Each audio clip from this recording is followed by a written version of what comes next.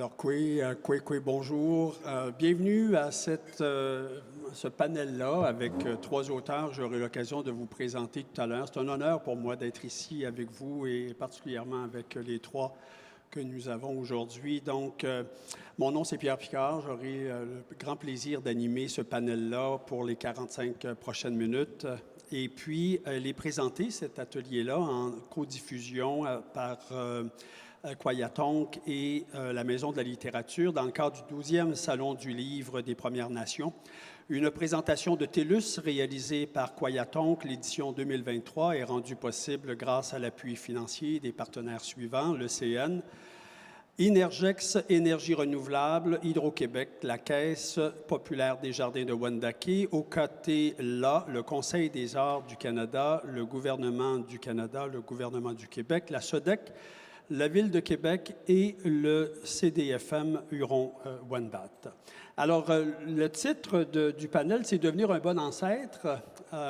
Alors, donc, il fut un temps, malheureusement, où dans nos cultures, particulièrement ici au Canada, où les moyens, au fond, de se créer un environnement et une vie qui permettaient d'être un bon ancêtre et de léguer aux générations était plutôt limité. On le sait avec toute cette espèce de politique assimilatrice et destructrice, au fond, du concept même de l'identité et de la culture.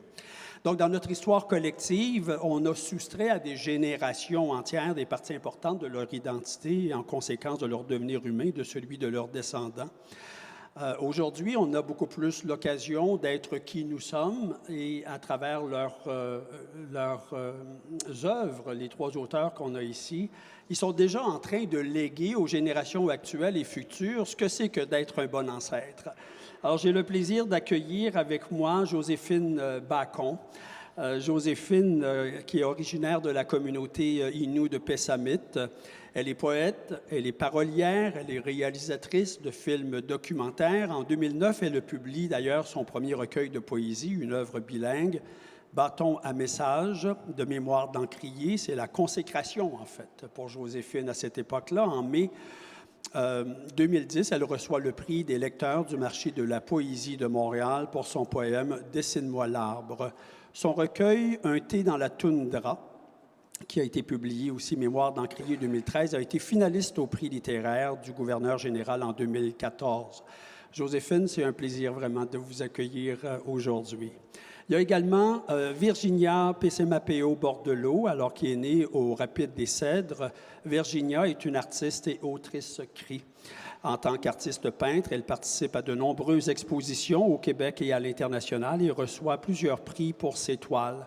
En 2007, son recueil de poésie, de rouge et de blanc, Mémoire d'Encrier toujours, récolte la mention Télé-Québec du prix littéraire de l'Abitibi-Témiscamingue. Son recueil Poésie en marche pour Cindy naît d'une puissante performance en hommage aux femmes et filles autochtones disparues et assassinées. Alors, bienvenue également, Virginia. Et un frère Wendat, Jean Sioui, donc originaire de Wendake. Jean Sioui est le plus prolifique des poètes autochtones d'expression française. Il publie en 1997 son premier recueil de poésie, Le pas de l'Indien, au Loup de Gouttière, où il dirige par la suite la collection jeunesse autochtone Les Loups Rouges. Il enseigne pendant quelques années à une nouvelle génération d'auteurs autochtones dans le cadre du programme de résistance, non de résistance, mais de résidence, quel lapsus, hein? Pour écrivain autochtone en début de carrière du Conseil des arts du Canada. En 2010, il cofonde les éditions Anunarak avec son fils Daniel. Il a publié une dizaine d'ouvrages en poésie et en littérature jeunesse. Son dernier titre, le recueil de récits Yandata, que j'ai eu l'occasion de lire, qui m'a plongé dans des souvenirs assez impressionnants de notre vie à Wendake.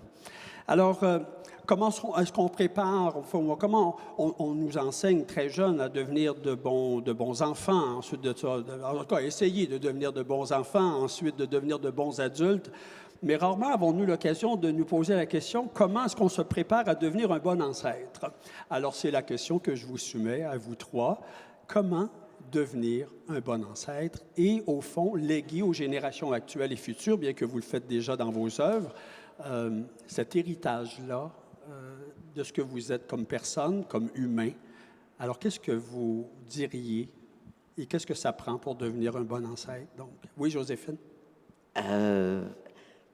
Moi, j'ai beaucoup travaillé avec les aînés qui, maintenant, aujourd'hui, sont des ancêtres.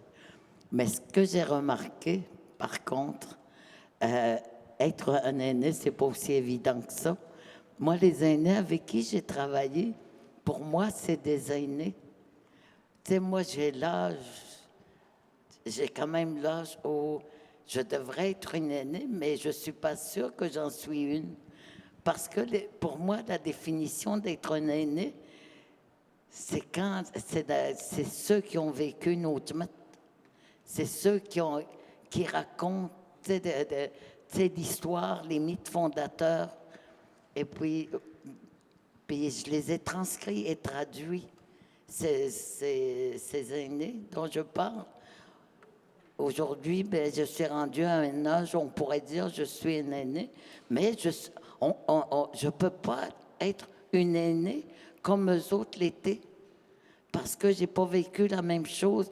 Eux autres, ils ont vécu, ils ont été des Indiens. Ce que ma définition d'être un Indien, eux autres, ils l'étaient parce qu'ils vivaient encore, comme leurs ancêtres vivaient. Sauf que comme moi, on a continué quand même à suivre les années. Et puis aujourd'hui, moi, j'écris. Je suis allée à l'école. Donc, je ne peux pas dire que je suis un aîné comme eux autres l'étaient. Alors, être enceinte, c'est encore... je sais, je ne peux pas être une enceinte si... pas tout de suite, du moins. On est heureux de ça, d'ailleurs. Hein? On est heureux de ça, Joséphine. Oui, Virginia, qu'est-ce que vous vouliez dire là-dessus? Oui, ben, je suis un petit peu d'accord je suis d'accord avec Joséphine. La difficulté d'être un ancêtre aujourd'hui. Quoique, à un moment donné, ben, là, on n'aura pas le choix de l'être. Hein? Et c'est de laisser des traces, dans le fond. Moi, je suis très fière de quelque chose que j'ai fait pour ma petite fille. J'ai écrit une série qui s'appelait « Confidence à Emma Rose ». Quand elle est venue au monde, j'ai écrit toute une série c'est pas tout à fait des contes. En fait, je lui expliquais le monde. Je lui expliquais c'était quoi les totems, par exemple. Je lui racontais c'était quoi les débuts du monde, comment la Terre est devenue ce qu'elle était, les humains à travers ça. Et je lui racontais, je lui écrivais des contes aussi pour expliquer la vie, dans le fond. Alors, moi, c'est comme mon héritage à ma petite fille. Elle n'est pas encore à l'âge de comprendre puis de lire ça. Elle a 12 ans, mais elle n'est pas du tout préoccupée par sa grand-mère. Là. C'est vraiment elle est vraiment à l'âge où c'est beaucoup plus les amis garçons là, qui sont intéressants. Alors, c'est sûr qu'elle n'a pas lu encore ces documents-là, mais je me dis, moi, je lui ai laissé cet héritage-là à ma petite fille. Et à un moment donné, j'espère pouvoir, parce qu'ils ont été publiés dans la revue Relations, mais le projet que j'ai, c'est de les rassembler dans un livre. Donc, de faire un livre à partir de ces confidences-là à ma petite fille. Alors, je me dis, ça, c'est l'héritage que je laisse à ma lignée, à moi. Évidemment aussi, tous les livres qu'on écrit, hein, aussi, c'est vraiment laisser l'héritage de qui nous sommes, qui nous étions, qui étaient nos ancêtres. Moi, j'ai écrit beaucoup, dans Ours Bleu, j'ai beaucoup expliqué c'était quoi notre lignée, là, à partir du début de ma connaissance de mes ancêtres. T'sais. Donc, je ne sais pas quel genre d'ancêtre que je vais être, que ça va être dans le souvenir de ce que j'ai laissé, ça va être dans la tête de mes descendants. À fond. Merci. Voilà. Oui, Jean? C'est un peu pareil. Pour moi, c'est difficile de m'identifier à un aîné comme on les a connus au tout début, avec la sagesse puis la façon qu'ils étaient, qu'ils vivaient, leur façon tranquille de raconter des choses avec... C'était toujours une vision d'eux qu'on voyait comme des gens qui ne parlaient pas beaucoup, mais qui détenaient beaucoup, beaucoup de choses beaucoup de connaissances dans leur tête, puis dans tout ça. Une vie que moi, je n'ai pas vécue. J'ai vécu dans une période où c'était plus une période qu'on peut appeler peut-être de survie, où on était sortis des anciennes cultures, des anciennes traditions pour nous installer dans des réserves où il fallait vivre puis se battre pour essayer quand même de garder une certaine identité de ces gens-là qui nous ont précédés. Mais c'était un contexte qui était plus difficile. Donc, moi, je ne prétends pas, je ne prétendrai jamais avoir cette sagesse que des anciens avaient quand ils nous josaient. J'ai eu la chance, pour moi, les aînés, c'était des soirées dans des maisons ou des rencontres où mon père ou ma grand-mère me racontaient des histoires de leur temps. Donc, moi, les aînés, je les ai connus par des histoires comme ça, plus que par la vie pratique. Donc, c'est un peu pour ça que j'ai écrit, par exemple, mon dernier livre dont tu parlais tout à l'heure, où j'avais l'intention, j'avais envie de laisser quelque chose, de laisser des souvenirs aux plus jeunes pour qu'ils se rappellent un peu, parce que c'est tellement changé Wendake où je vis présentement avec le temps où j'étais jeune. Donc, je parlais des choses avec des jeunes. Comme c'était avant que nos parents nous parlaient de quelque chose, on était capable de le voir, on était capable de reculer un peu, puis de voir ce qu'ils essayaient de nous expliquer. Mais aujourd'hui, quand je parle de certaines choses avec des plus jeunes, ben j'ai rien pour leur démontrer. Regardez, c'est ça que je vous parle, c'était de ces choses-là. Donc, j'ai écrit un petit livre de récits qui parle de certaines histoires, souvent comiques ou de lieux là, de mon jeune temps pour que tout ne s'oublie pas. Et d'ailleurs, au mois de janvier, mon prochain recueil de poésie va sortir. Et puis, j'ai envoyé à la maison d'édition. La maison d'édition m'a demandé si j'avais des photos de choses que je parle là-dedans. Je parle encore de choses d'époque, des choses. Puis j'ai sorti des vieilles photos que, heureusement, j'avais de mes ancêtres, de mes arrière-grands-parents. Donc, la maison d'édition est toute énervée avec ça. J'arrive justement d'aller faire scanner ça pour que ça soit dans mon livre. Donc, on va mettre des anciennes photos de mes ancêtres. Donc, je pense que c'est un peu ça, ce que je peux avoir à faire dans cette société-là, pas comme aîné, j'allais dire comme aîné, mais peut-être comme plus vieux, comme presque vieillard. Voilà, j'ai un exemple. Là, je suis en train de co-réaliser un documentaire avec Kim Obomsawin. Et puis, quand je suis allée à Prochipit en juin dernier, alors on avait filmé Henoum Snapo avec sa femme Agnès. Et puis, tu vois, Henoum, il a le même âge que moi, mais la façon qu'il racontait, il était pareil comme les aînés que moi j'enregistrais, que je traduisais et que je transcrivais, mais il était pareil, les mêmes mimiques, la façon que... Parce qu'il était encore un autre miolo, parce qu'il vivait encore son mode de vie ancienne. Puis je le regardais, j'ai dit, on a le même âge. Lui, pour moi, lui, il était un aîné, mais pas moi. Même si on avait le même âge, parce que lui, c'était ma définition d'être un aîné. Parce qu'il transmettait, il continuait à transmettre ce que ses parents lui avaient transmis, ses grands-parents. Tu vois, moi parce que j'étais au pensionnat, fait que tout ça m'a été transmis parce que j'ai enregistré des aînés tels que Henoum. Alors, c'est ça que je raconte aujourd'hui. Mais je vous trouve très humble dans vos propos, parce que dans vos œuvres littéraires, vous créez ce pont-là entre les ancêtres qu'on considère ceux qui étaient bien avant nous et les générations actuelles et futures.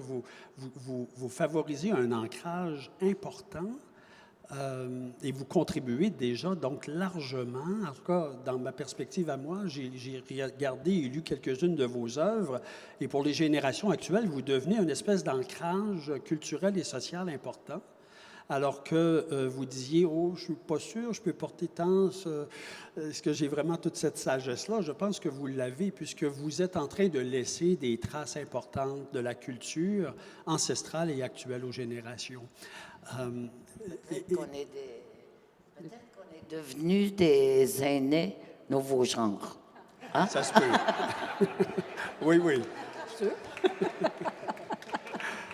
Virginia, vous C'est aviez... sûr, mais la transmission que même j'avais une grand-mère, moi, qui m'a transmis beaucoup, beaucoup de choses, qui n'était pas véritablement ma grand-mère, c'était plutôt comme une tante, là. Mais pour moi, c'était la grand-mère parce que c'est elle qui m'a vraiment transmis beaucoup de savoir du monde cri. Et puis, mais moi, j'ai pas cette... je veux dire, mes enfants n'ont jamais eu cette curiosité-là, ou même mes petits-enfants, mes petites filles non plus, ils n'ont pas cette curiosité-là de savoir, de poser des questions, de me poser des questions sur leurs ancêtres, ce que était la vie avant, là. Ils sont vraiment pris dans le tourbillon de la modernité, là, puis des Internet, et puis des téléphones cellulaires, tout ça, là.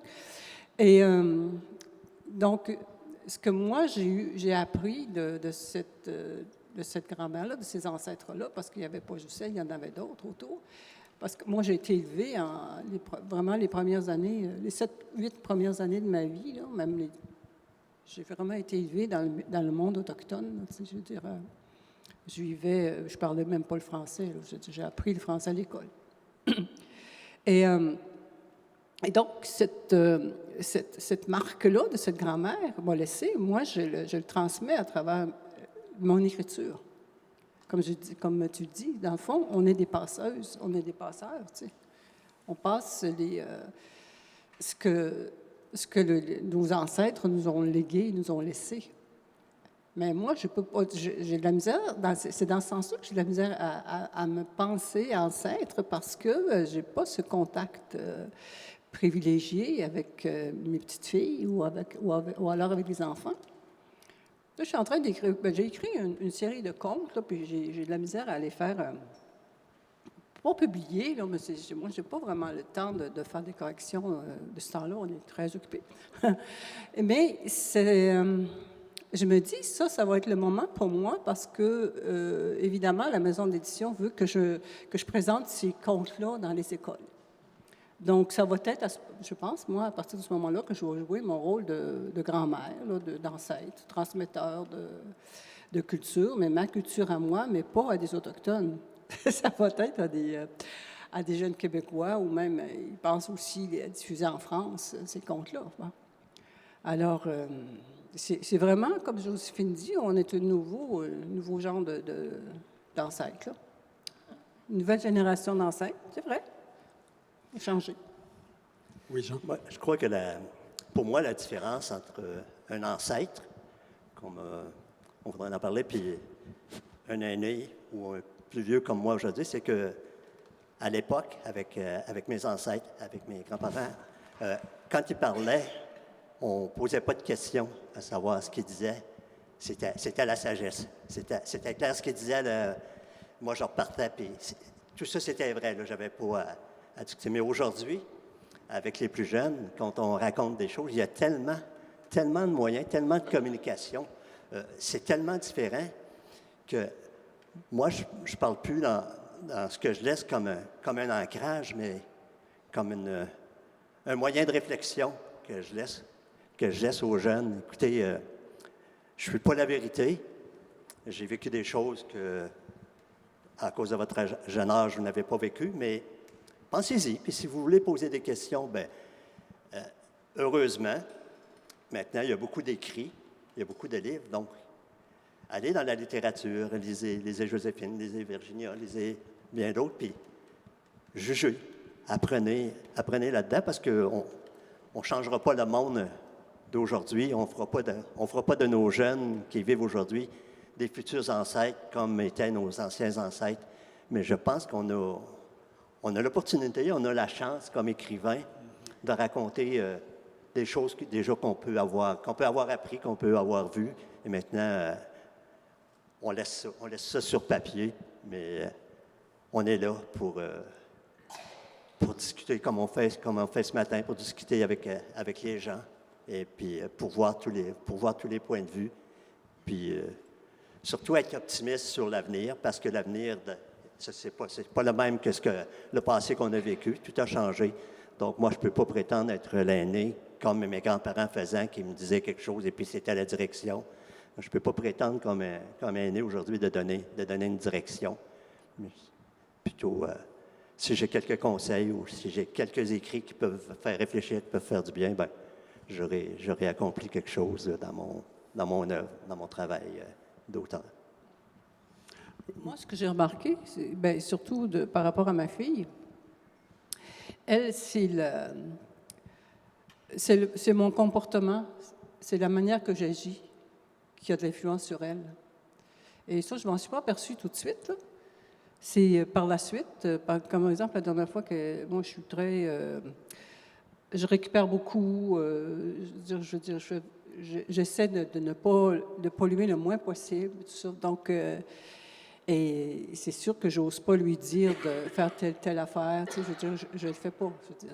C'est elle, en me regardant, qui pose des gestes. Et là, dernièrement, elle m'avait apporté des espèces de lingettes que tu mets dans la laveuse plutôt que d'acheter des boîtes de plastique de détergent à lessive. Elle m'arrive avec un paquet de ces... Puis elle me dit, tiens, maman, tu feras ton lavage avec ça. Donc, tu sais, dans le fond, elle a saisi l'idée, là. Tu sais, elle a dit... puis elle le fait de plus en plus pour... elle a même essayé mon savon à cheveux, puis... parce que moi, je me lave les cheveux avec un savon. Puis là, elle dit, ça ne fait pas ses cheveux, de beaux cheveux, ça. Ça ne fait pas des beaux cheveux, ça, maman, tu sais, comme... Moi, je n'ai pas besoin d'avoir des beaux cheveux, tu sais. En autant que ce soit propre. Donc, c'est ça, je veux dire, c'est notre comportement aussi, puis de ne pas... Je sais pas, on n'essaie pas de leur imposer des choses.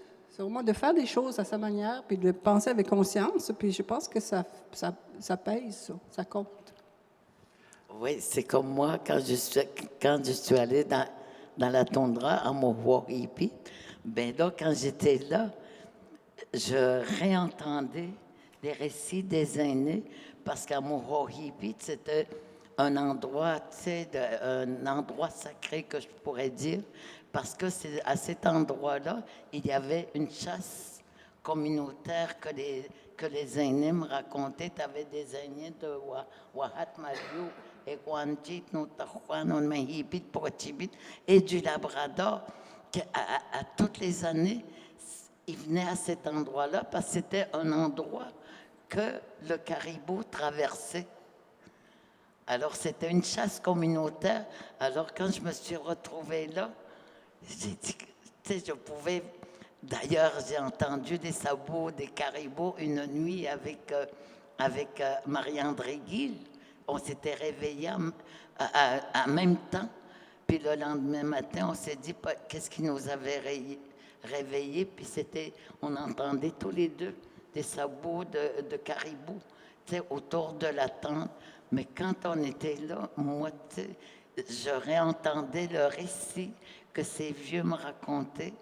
Puis je voyais la hauteur où l'aîné monté qui connaissait le cri du caribou, qu'il il avait un maximum de 3 fois pour faire ce cri, pour savoir qui était le chef du troupeau de caribou, puis ils étaient des milliers, là. Puis s'il ne réussissait pas, s'il n'y avait aucun caribou qui se tournait vers lui au 3e cri, c'était un autre aîné qui allait le faire. Mais à Toko, par exemple, parce qu'il fallait, c'était le chef du troupeau. C'était le chef du caribou que j'ai appris que même les caribous ont un chef. Alors, quand ce chef-là, et le regardait, là où venait son cri, alors là, il fallait le tuer. C'est lui qu'il fallait tuer en premier Parce que si tu vois n'importe quel caribou dans le troupeau, il serait parti dans tous les sens. Tandis que quand leur chef tombe, ils n'ont plus personne pour les guider. Alors là, la chasse pouvait commencer. Ben, c'est un petit aparté.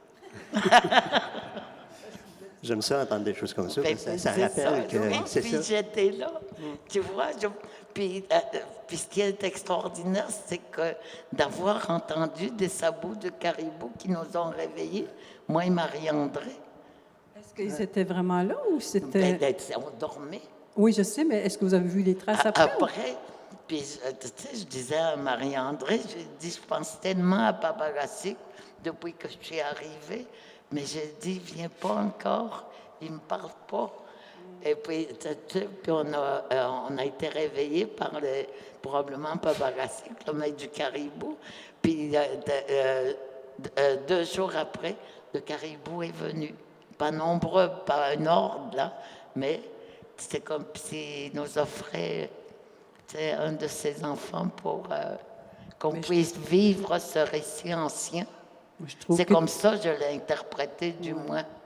Mais je pense que tu es une ancêtre, Joséphine, c'est Ben l'esprit oui. du caribou. Écoute, l'esprit du caribou vient à toi. Franchement. Non.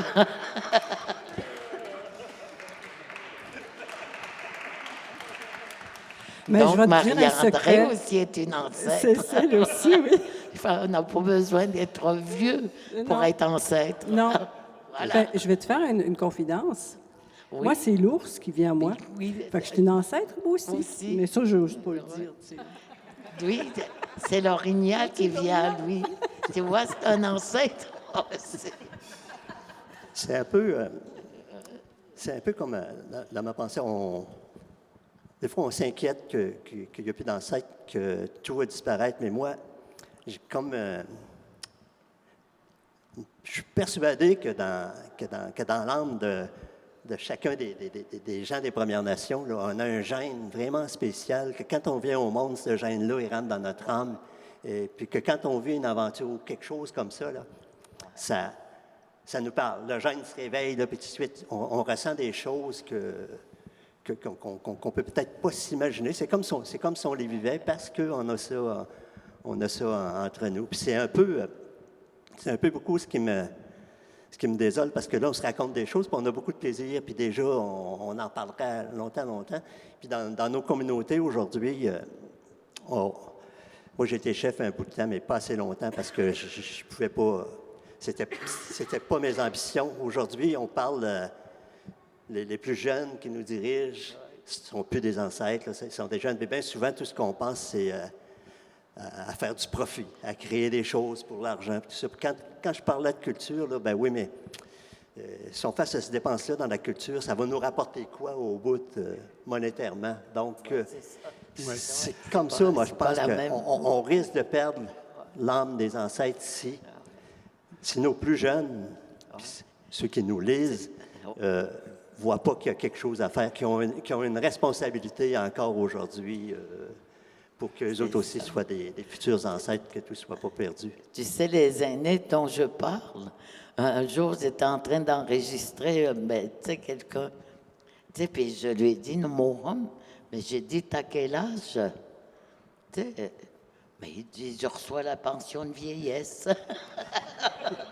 Mais il ignorait, tu sais, l'âge qu'il avait, mais il savait qu'il y avait l'argent des vieux. C'est ça. Il dit, je suis vieux. Puis lui, c'est comme ça, peut-être, qu'il n'était pas si vieux que ça, finalement.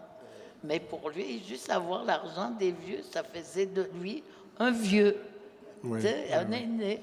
Donc, il pouvait transmettre, il pouvait, tu sais, tout ce qu'on lui avait transmis, tu sais. Je pense qu'être aîné, c'est pas un âge. C'est comme tu dis, c'est la sagesse. Hein? Vous avez fait référence depuis quelques instants au grand bouleversement des générations actuelles, dans leurs valeurs, dans leur manière de vivre, de voir les choses. Leur représentation du monde, elle est évidemment contaminée par les influences extérieures énormément. L'identité, qu'elle soit culturelle ou personnelle, c'est un concept de base essentiel dans la construction de notre devenir humain. Hein. Je veux dire, pour savoir qui je suis aujourd'hui, puis savoir où c'est que je m'en vais, c'est bien important de savoir d'où j'arrive. Est-ce que dans ce contexte-là, vous vous sentez investi ou enfin d'une responsabilité collective à laisser des traces de ce savoir ancestral-là pour les générations actuelles et celles qui s'en viennent, Jean? C'est une bonne question, une bonne réflexion parce que on parle beaucoup de pardon puis de guérison de ce ainsi. Mais pour moi, la plus grande guérison, le pape a beau venir puis donner de l'argent, puis les premiers ministres puis les gouvernements nous donner de l'argent, mais ça guérira, ça changera jamais rien. C'est drôle à dire, mais pour moi, il faut commencer par nous autres mêmes à se connaître. Il faut commencer par se connaître. Dernièrement, il y a un type, André Grenier, qui est venu me faire une entrevue, puis qui a fait un article dans un journal. Puis à la fin, il me disait, ben justement, je suis un aîné, à ton âge, c'est quoi l'avenir? Qu'est-ce que tu penses que tu vas faire? Tu as fait des ateliers d'écriture, tu as fait des résidences d'écrivain. Maintenant, qu'est-ce que tu vas faire? Puis la première réponse que je lui ai dit, je ne sais pas. À mon âge, je pense que je vais me reposer. J'ai laissé ça comme ça, puis tout de suite après, j'ai dit non, ça se peut pas, c'est pas vrai, je peux pas faire ça. Puis je lui avais tout de suite téléphoné chez lui, puis moi j'ai dit, moi, mon ambition, ma plus grande ambition, c'est que aujourd'hui, on crée une université, une faculté universitaire pour tous les gens des Premières Nations, où on enseignera d'abord la vraie histoire, qui nous sommes. C'est bien beau de dire, bon, on est des Indiens. Moi, demander à quelqu'un, tu es un Indien, pourquoi tu es un Indien? Bien, je ne paye pas de taxes, pour ça, je suis un Indien. Il faut que ça arrête, ces choses-là. Il faut que ça arrête parce que c'est plus profond que ça. Il y a des raisons. Pourquoi on a l'assurance médicale? Bien, c'est le sac de médecine, ça vient de loin. Il y a une raison à tout ça. Donc, il faut l'enseigner. Il y a de plus en plus de gens, surtout chez nous à Wendake, qui arrivent de l'extérieur, qui viennent s'installer chez nous, puis ils viennent s'installer parce qu'on leur donne un terrain, puis ils peuvent se construire. Mais on ne peut pas accueillir les gens comme ça sans qu'ils connaissent vraiment qui ils sont, d'où ça vient. Puis donc, pour moi, la plus grande guérison, c'est d'abord de continuer à s'enseigner qui on est pour pas que ça se perde, pour pas que ça devienne folklorique. Et puis, dans ces universités-là, pas juste pour les gens des Premières Nations, mais qu'on accueille des gens de partout, puis qu'on apprenne tout le monde ensemble. C'est tout le monde ensemble qu'on va partager et puis qu'on va garder une identité respectueuse entre chacun de nous. Donc, je ne sais pas si j'étais hors propos. Là, Non, pas du tout, Jean. Pas du tout. Moi, maintenant, je suis l'aîné de l'UQAM. Oui, Ouais, en résidence. À résidence. Oui, c'est ça. Mais je ne sais pas. En tout cas, je suis là. Tu sais que si quelqu'un, n'importe qui, je reçois qui veut bien me parler. Et puis, je partage. Finalement, je partage absolument tout ce que je partage toujours. C'est des enseignements que j'ai reçus de tous ces gens, de tous ces aînés qui ont eu la gentillesse et la patience de me raconter, de se laisser enregistrer, et puis, tu sais, de répondre à toutes, probablement à plein de questions que je leur posais qui étaient pas à propos, mais ils avaient cette patience, tu sais, parce qu'ils savaient qu'il fallait que je le sache. Parce qu'un jour, il y a un des aînés, de ceux-là qui me regardait, mais il dit, tu viens à tous les ans, puis il dit, un jour, il dit, tout ce qu'on te raconte, ça va être à ton tour. Il dit, c'est comme ça que nous resterons toujours vivants. Il y a des choses importantes. Il y a l'histoire, il y a les langues aussi, que c'est très important. Tout ça. Parce qu'un jour, ça ne se parlera pas autant dans les communautés. Donc, s'il y a un endroit pour les enseigner, au moins pour ne pas les perdre, il y a l'art, l'artisanat, le vrai artisanat. Tellement de choses à enseigner que je pense que je pense que c'est là qu'il faut investir le plus possible dans nos communautés pour pas qu'on disparaisse tranquillement et qu'on nous oublie. Exactement. Et vous savez, moi, je n'arrive pas du monde de la littérature, de la culture. Vous savez, j'arrive du monde de l'intervention. Je travaille dans le domaine psychosocial avec les Premières Nations, les Autochtones. Vous faisiez référence à votre fille tout à l'heure en disant, bien, ou à mes petits-enfants, ils ne sont pas encore à l'âge de... Je peux vous dire, avec les groupes avec lesquels je travaille, leur soif d'apprendre d'où ils viennent pour pouvoir se stabiliser et se construire un devenir humain important. C'est là que le joint se fait entre mon domaine et le vôtre. Et dans ce contexte-là, vous êtes des acteurs, je vous le dis, des acteurs absolument indispensables pour permettre aux générations, à celles qui s'engagent dans un processus de guérison, de retrouver leur identité, leur culture, leur permettre de s'ancrer dans quelque chose qui sera solide. Dans ce contexte-là, vous êtes des gens absolument extraordinaires parce que vous nous permettez de venir les asseoir dans cette identité-là, leur permettant de se construire un avenir culturellement sécurisant pour eux.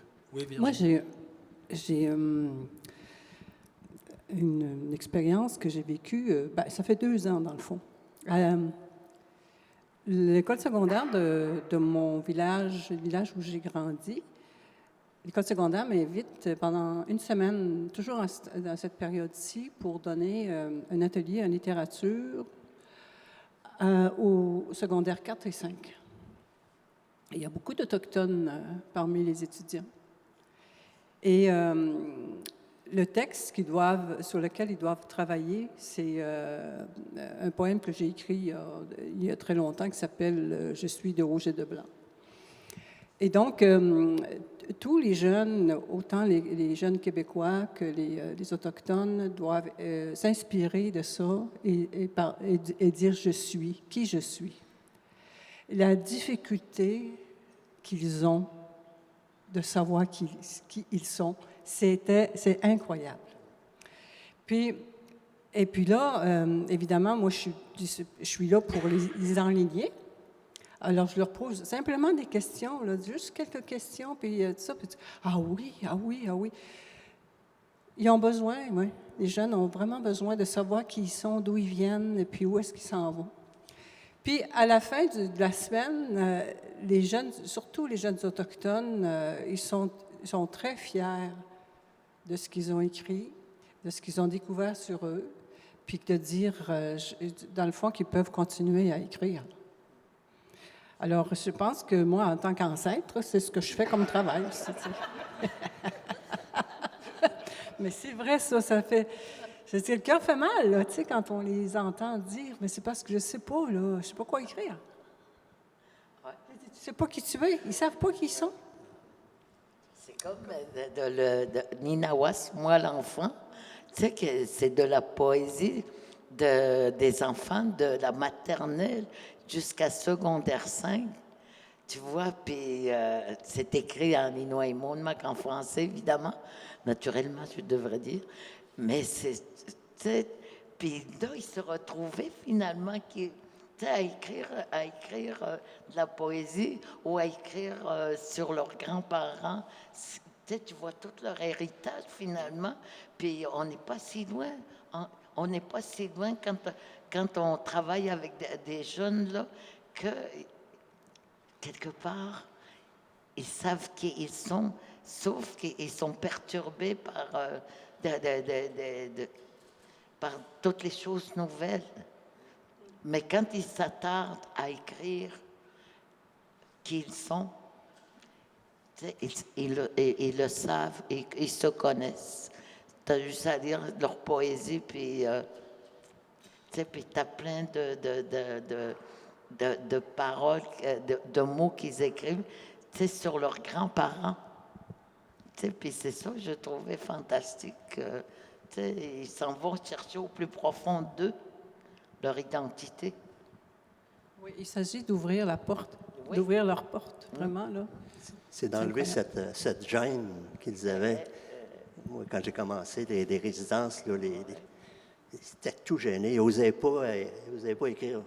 Joséphine, tu m'as suivi là-dedans. Tu étais toujours là dans les résidences. Regarde, Carole, Tu sais, qui a suivi Comment le des monde a pas oublié, mais ateliers. c'est de leur enlever l'argent. On les a tellement diminués tout le temps que même la maison d'édition a été fondée pour ça, parce que les manuscrits qu'on reçoit, naturellement, il y a beaucoup de ces gens-là, c'est pas leur langue première, le français, donc dans une maison d'édition qui n'est pas autochtone en dehors, ils prenaient ça, ils lisaient les 2 premières pages, puis ils jettent ça. Là, on ne peut pas publier ça, ça ne marche pas comme ça, mais il y a tellement de belles choses qui ont été rejetées à cause de ce que nous sommes et de notre arrière-plan, puis de la langue.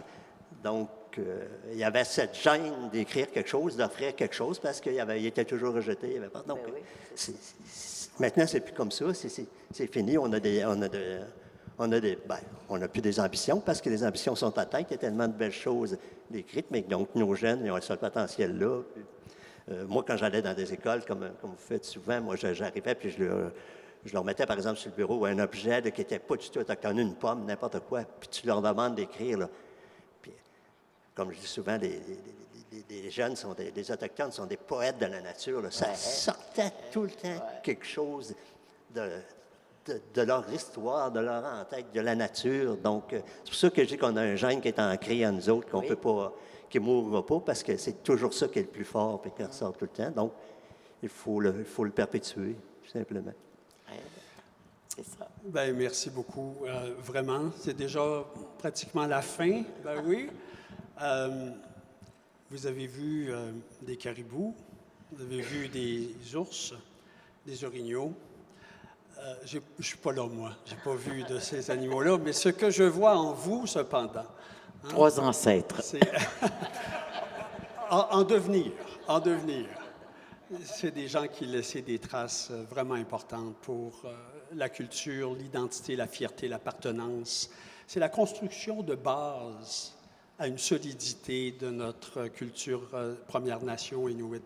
Merci infiniment d'avoir été là avec nous. Ce fut un moment absolument extraordinaire. Merci à vous tous d'y avoir assisté également. Merci.